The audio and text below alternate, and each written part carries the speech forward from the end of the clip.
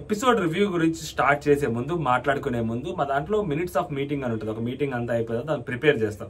అలా ప్రిపేర్ చేస్తే ఎపిసోడ్కి ఎలా ఉంటుందంటే ఫస్ట్ ఎక్సైజ్ షో ఉంటుంది, దాని తర్వాత ప్రాంక్ షో ఉంటుంది, దాని తర్వాత పొలిటికల్ పార్టీ ప్రెస్ మీట్ ఉంటుంది మాధురి గారిది, దాని తర్వాత తెలుగు క్లాస్ ఉంటుంది, దాని తర్వాత మాధురి గారి భరతనాట్యం ఉంటుంది, దాని తర్వాత ఫుడ్ షో, దాని తర్వాత భరణి గారి ఫ్యామిలీ పంచాయతీ, సో దాని తర్వాత డెమోన్ వైల్డ్ కార్డ్ అమ్మాయితో డ్యాన్స్ పర్ఫార్మెన్స్, దాని తర్వాత ఇమాన్యుయల్ 1-1-2 స్పీచ్ నామినేషన్స్ బోర్డు చూసి, దాని తర్వాత డెమోన్ రితు పంచాయతీ, దాని తర్వాత రితు వైల్డ్ కార్డ్ అమ్మాయి అయితే ఉందో సో వాళ్ళిద్దరి మధ్య కాన్ఫ్లిక్ట్ ఏదైతే నడిచిందో పొద్దున గిన్నెల దగ్గర అది, సో దాని తర్వాత ఫైట్ అయిపోయింది. దాని తర్వాత ఏమీ లేదు, పిక్నిక్ షో కూర్చొని మాట్లాడుకుంటారు.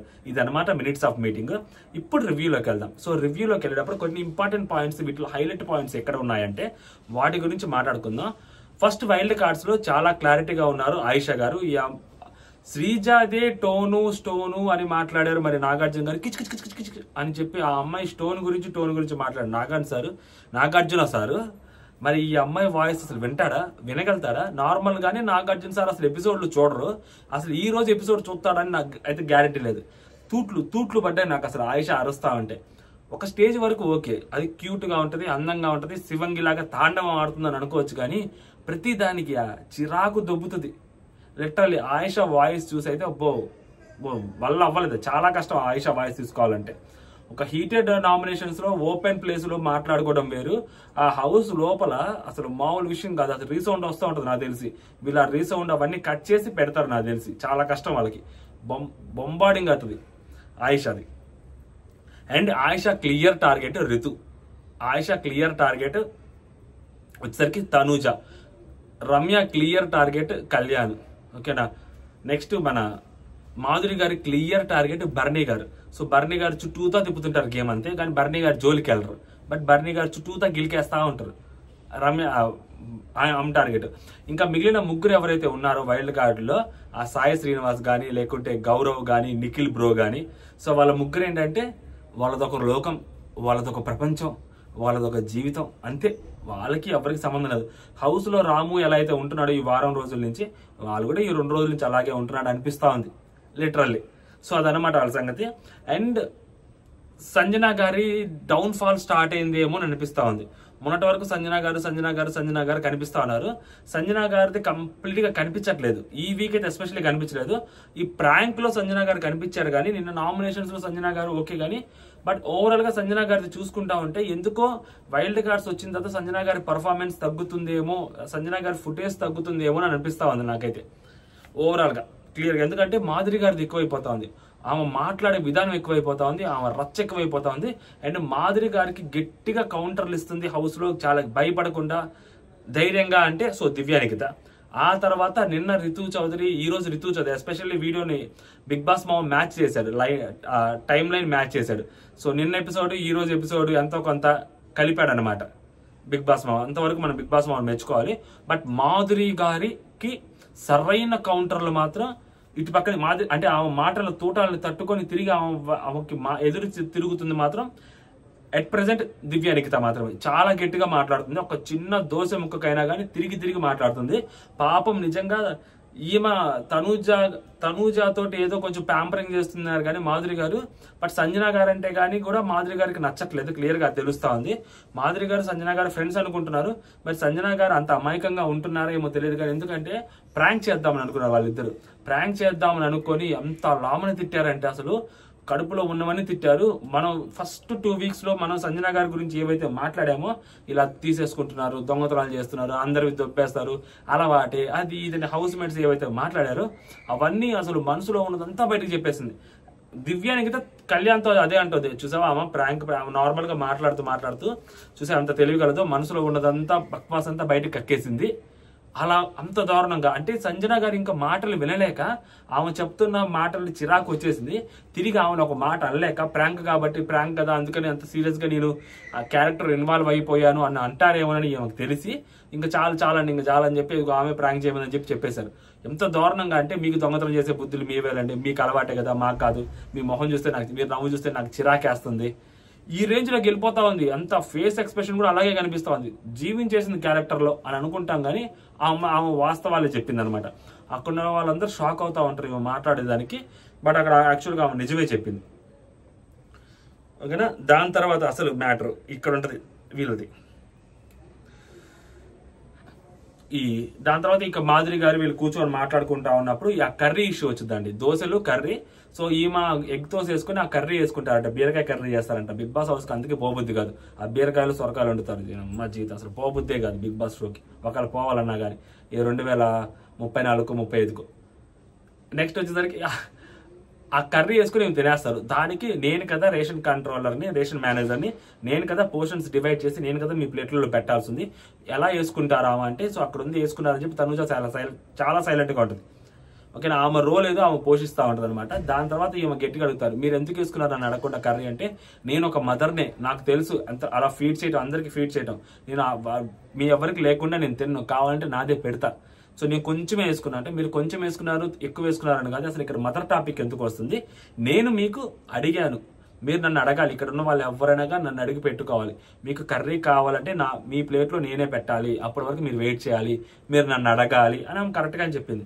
నేను అక్కడే ఉన్నాను కదా, మీరు నన్ను అడగొచ్చు కదా అంటే, మరి నువ్వు అక్కడే ఉన్నావు కదా, చూస్తున్నావు ఏం చేస్తున్నావు అంటే, మీరు ఎగ్ దోశ వేయించుకున్నారు కదా, ఉట్టి అది తినేస్తారు అనుకున్నారు, కర్రీ వేసుకుంటారు అనుకోలేదంటే, అండ్ నీతో నాకు మాట్లాడటం ఇష్టం లేదు కదా, సో అందుకని నేను నీతో మాట్లాడలేదు, నేను అడగలేదంటే, సో మీరు నాతో పర్సనల్గా బాండింగ్ పెట్టుకోవాల్సిన అవసరం లేదు, మాట్లాడాల్సిన అవసరం లేదు, మీరు కర్రీ అడగాల్సినప్పుడు నన్నే అడగాలి, ఇక్కడున్న వాళ్ళు ఎవరికైనా కానీ కర్రీ కావాలంటే నన్నే అడగాలి, నేను రేషన్ మేనేజర్ని, ఇక్కడ అందరికీ తెలుసు ఆ విషయం అన్నప్పుడు కళ్యాణ్ మధ్యలో వస్తాడు. మ్యామ్ ఏమైంది మ్యామ్ అంటే, నేను కొంచెం కర్రీ వేసుకుని తిన్నానండి, దానికి ఎందుకు ఆమె నన్ను అడగాల్సిన అవసరం లేదు. ఈ అమ్మ రెచ్చిపోతూ ఉంటుందండి. ఈమెకి నిజంగా ఒక అష్యూరెన్స్ ఇచ్చి పంపించారనుకుంటా నాకు తెలిసి, లేకుంటే ఈ రేంజ్లో పర్ఫార్మెన్స్ ఉండరు. Too much arrogance, too much అసలు నోటి దూల మాధురి గారిది అమ్మో మామూలు కాదు, అసలు తట్టుకోవడం చాలా కష్టం. ఏమని మేబీ జనాలు ఆడియన్స్ నామినేషన్స్లోకి రాలేదు కాబట్టి నామినేషన్స్లోకి వస్తే ఇంకా ఘోరంగా ఉంటుందేమో పర్ఫార్మెన్స్ అయితే.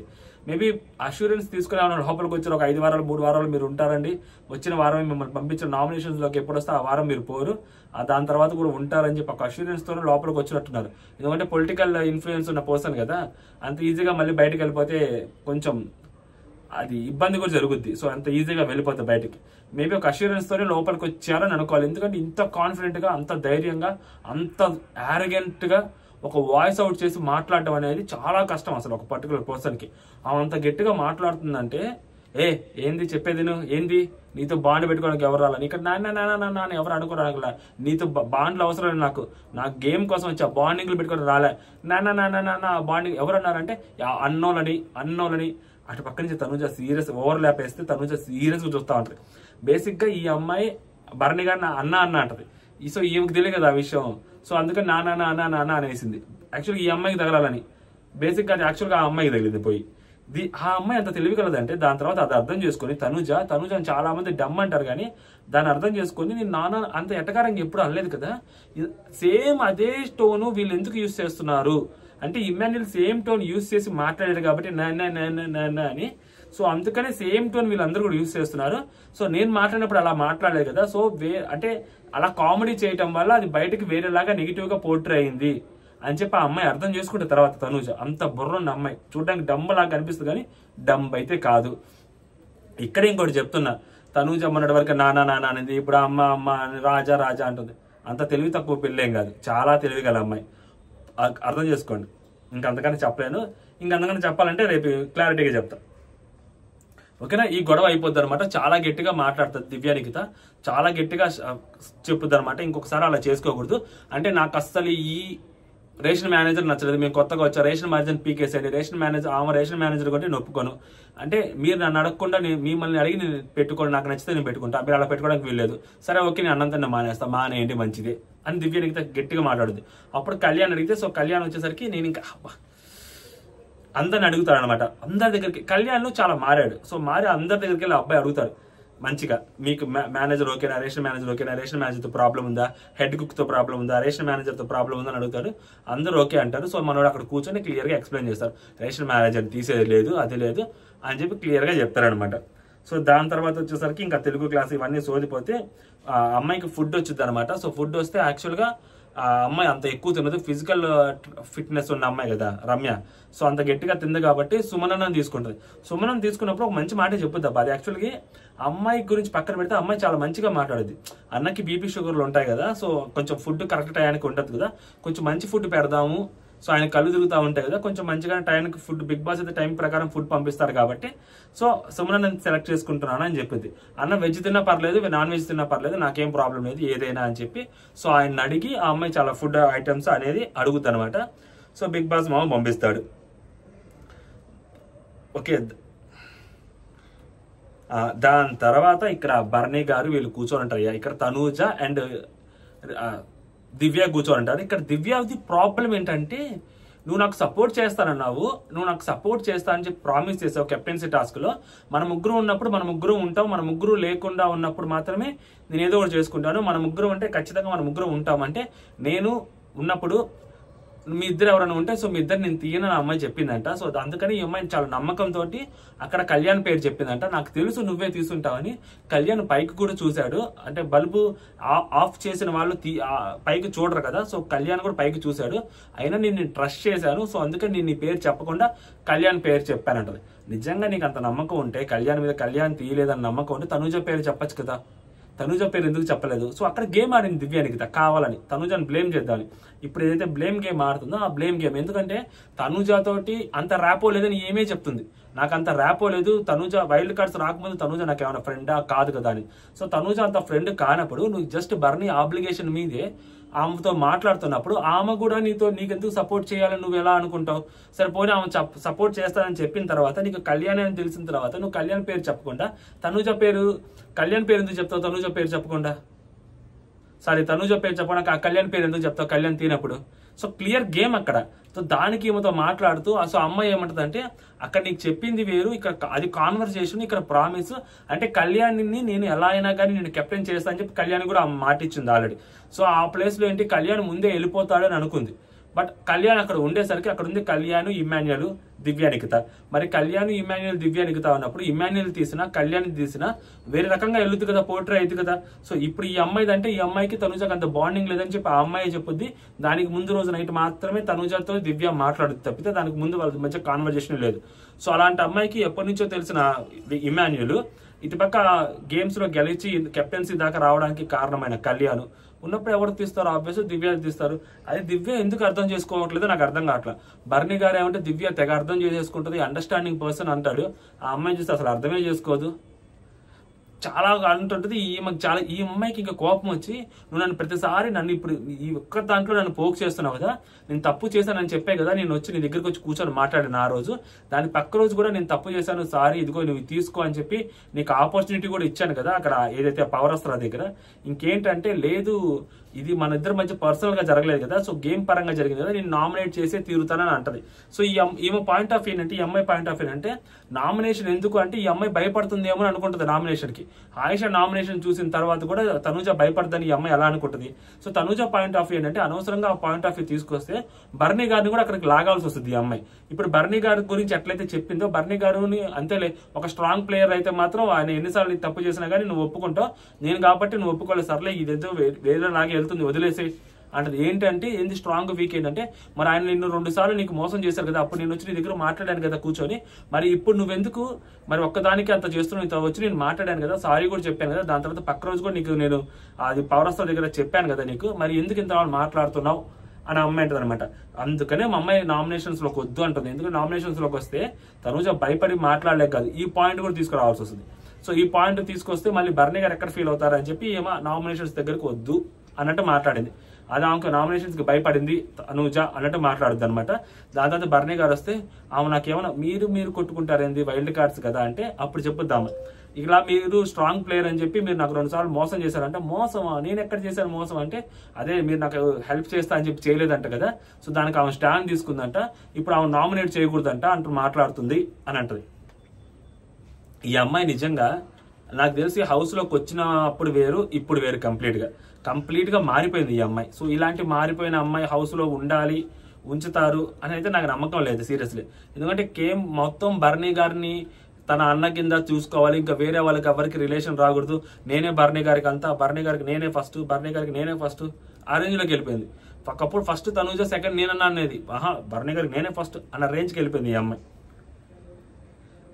ఆ తర్వాత వచ్చేసరికి ఇంకా బర్నీ గారు వచ్చి మీరు ఫ్రెండ్స్ గా ఉండాలి, వైల్డ్ కార్డ్స్ వస్తే మీరు కొట్టుకుంటారు ఏంటి అన్నప్పుడు, అదేంటి అలా మాట్లాడతారు, ఆమె ఏమైనా నాకు వైల్డ్ కార్డ్స్ రాకముందు ఆమె ఏమైనా క్లోజ్ ఫ్రెండా? కాదు కదా. ఆమెతోటి జస్ట్ మీరు అడిగారని చెప్పి ఏదో మాట్లాడుతున్నాను అంతే. ఆమెతో నాకు అంత ర్యాపో కూడా లేదు. వైల్డ్ కార్డ్స్ వస్తే ఏంటి, రాకపోతే ఏంటి, వచ్చినా రాకపోయినా ఆమెను అలాగే చూస్తాను. కళ్యాణ్, డెమోను, రితు, సో వీళ్ళు నాకు మాట ఇచ్చారు. సో వీళ్ళతో నాకు కొంచెం ర్యాపో ఉంది. వీళ్ళు మాట్లాడితే నేను మాట్లాడతాను.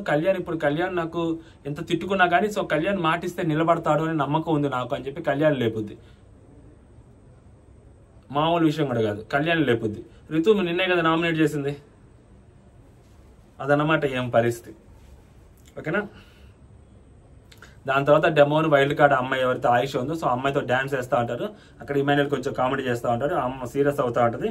దాని తర్వాత వీళ్ళిద్దరు డెమోను రితు మాట్లాడుకుంటూ ఉంటారు. డెమోన్ అక్కడ క్లారిటీ చెప్తారు, వాళ్ళెవరో ఏదో అన్నదానికి నువ్వెందుకు నాతోటి అలా హర్ట్ అవుతుంటావు, నాతో అలా ఫీల్ అవుతుంటావు, నువ్వు చాలా జాగ్రత్తగా ఆలోచించు. నేను గేమ్ లాగే చూస్తాను, నార్మల్గా చూస్తాను, నువ్వు అర్థం చేసుకో.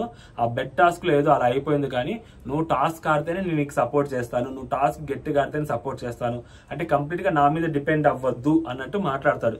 అండ్ నేను ఫస్ట్ నేనా నువ్వు అంటే ఫస్ట్ నా గేమ్ తర్వాతే నువ్వు, ఇంతకన్నా ఒక పర్టికులర్ పర్సన్ క్లియర్ గా ఎలా చెప్తాడండి. కాకపోతే అబ్బాయి వాయిస్ చాలా చిన్నగా మాట్లాడతారు కాబట్టి ఆ అబ్బాయి చెప్పేది కూడా ఏదో రొమాంటిక్ గా మాట్లాడుకుంటున్నారా అని అనిపిస్తుంది అందరికి చూసే వాళ్ళకి. బట్ ఆ అబ్బాయి చెప్పేది పాయింట్, నా గేమ్ తర్వాతే నువ్వు అని క్లియర్ గా చెప్తాడు. అది ఫస్ట్ నుంచి ఆ అబ్బాయికి ఆ క్లారిటీ ఉంది, ఈ అమ్మాయికి కూడా ఆ క్లారిటీ ఉంది. బట్ ఆ క్లారిటీ ఓవర్ ల్యాప్ అవుతుంది వీళ్ళిద్దరు మధ్య ఉంటే కొన్నిసార్లు ఆ క్రింజ్, నోట్లో అన్నం పెట్టాలి, అన్నం ముద్ద పెట్టాలి, ఇలాంటి కొంచెం క్రింజ్ అనిపిస్తుంది అనమాట అంతే. బట్ వీళ్ళిద్దరు క్లారిటీ ఉంది. ఓకేనా. దాని తర్వాత పొద్దున్నే గొడవ, ఆ అంట్ల బొచ్చెల దగ్గర గొడవ, మామూలు గొడవ కాదు. ఆమె ఎంత చిరాకు పెట్టుద్దంటే ఉదయాన్నే ఆమె గిన్నెలు కడుగుతూ ఉన్నప్పుడు యాక్చువల్ రాత్రి గిన్నెలు ఇక్కడ వేయొద్దు అని చెప్పి రితు కడుగుతుంటది, కొన్ని గిన్నెలు కడుగుద్ది, ఒక పిండి గిన్నె మాత్రం అక్కడ ఉంటది అనమాట. అంటే రాత్రి మిగిలిపోయిన గిన్నెలు, కూర గిన్నెలు అవన్నీ ఉంటే వాళ్ళు ఈమె కడగక ముందు అక్కడే ఉన్నాయి, ఈమె కడిగేసిన తర్వాత అంతా వెళ్ళిపోయిన తర్వాత వాళ్ళు లేట్ నైట్ తిని అక్కడ పెట్టేశారు. దాంట్లో ఒక పిండి గిన్నె వాసన వస్తుందని చెప్పి దోశ పిండో ఏదో ఆయన డస్ట్బిన్ లో పోసి ఆ గిన్నెని తీసుకెళ్లి షింక్ లో పెట్టి నీళ్లు తిప్పాడంట సుమనన్న లేట్ నైట్. సో ఆ పొద్దున్నే వచ్చేసరికి అక్కడ గిన్నెలు ఉన్నాయి. ఇక్కడ ఆయిషా పని ఏంటి, బ్రేక్ఫాస్ట్ స్టార్ట్ చేసిన దగ్గర నుంచి లంచ్ అయిపోయిన దాకా, సో లంచ్ తర్వాత నుంచి ఈవినింగ్ వరకు సో ఆమె పని. ఓకేనా, ఈవినింగ్ దాకా ఆమె పని. సో ఆమె వచ్చి క్లియర్ చేసుకోవాలి ఎవరు, రితు చౌదరి నైట్. సో కాబట్టి ఇప్పుడు ఏంటి అక్కడ ప్రాబ్లము, ఆ గిన్నెలు అక్కడ ఉన్నాయి. సో రితు చౌదరి వచ్చి కొన్ని గిన్నెలు కడిగేస్తుంది. కడుగుతున్నప్పుడు ఇలా పెట్టద్దు, రేషన్ మేనేజర్ మీకు చెప్తున్నాను, ముందే కడిగేసేయండి. నైట్ గిన్నెలు ఇప్పుడు పెడితే నాకు సంబంధం లేదు, నేను ఎందుకు నైట్ కడిగేది, ఉదయాన్నే ఉండకూడదనే కదా ఈ పంచాయతీ, మరి ఉదయాన్నే నాకు ఈ పంచాయతీ ఏందని అంటే మాట్లాడుతుంది. అమ్మాయి point of view correct. So correct అమ్మాయి అక్కడ గిన్నెలు ఉంటే నైట్ కడిగేస్తుంది. అదంతా చెప్పేసిన తర్వాత ఉదయాన్నే ఆ గిన్నెలు కడిగి ఒక పిండి గిన్నె మాత్రం అది కొంచెం గట్టిగా ఉంటుంది కాబట్టి అక్కడ పెట్టింది. ఆ విషయం కెప్టెన్కి చెప్పింది. కెప్టెన్ వెళ్ళి మన ఆయిషాకి చెప్తాడు. ఆయిషాకి చెప్పి ఆయిషా అక్కడ యాక్చువల్గా రాత్రి గిన్నెలు కొన్ని ఇక్కడ మళ్ళీ లేట్ నైట్ పెట్టారంట. రితు అన్ని గిన్నెలు కడిగేసింది, ఇంకొక పిండి గిన్నె ఉంది, అది నువ్వు కడగొచ్చు కదా, అది కొంచెం నానాలి, కొంచెం టైం పట్టుద్ది, అది బేగ అవ్వదు, బేగ అంటాడు మనవాడు, అది అవ్వదు, కొంచెం జాగ్రత్తగా చూడు అని చెప్తారు. అది నువ్వు కడిగేసి అంటే అది ఎవరికి అంటే నైట్ అంటే ఎవరంటే రితు నేను ఎందుకు కదా, నీకు ఇబ్బంది లేకపోతే నాకు ఇబ్బందే అంటది. బయట అరిస్తే పెద్ద సౌండ్ వస్తుంది, అరవట్లా కానీ పెద్దగా అరుస్తుంది.